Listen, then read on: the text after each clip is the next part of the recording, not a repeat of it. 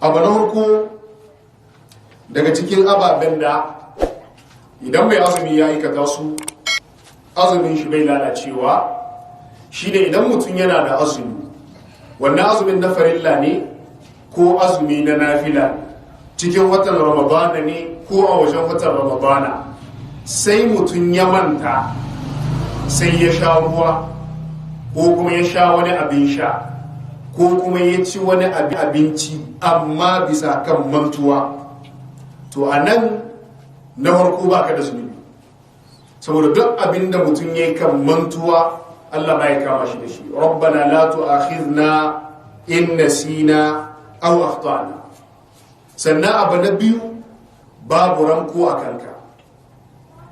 Dan hadisi ya tabbata a cikin Bukhari da Muslim, hadisi Abu Huraira, annabi sallallahu alaihi wasallam yace man nasiya wa huwa sa'imun fa akala aw shariba falyutimma sawmahu fa inna ma at'amahu Allah wa saqahu. Annabi yace duk wanda ya manta alhali kana da azumi sai ka ci wani abu, kuma menene daga cikin ababen da ake ci, ko kuma ka sha wani abin sha, annabi yace to wannan azumin naka ka cika shi sallallahu alaihi wasallama, kuma Allah ne ya ciyar da kai, Allah ne ya shayar da kai, ma'ana buris ce ka samu, kyauta ce ka samu daga Allah.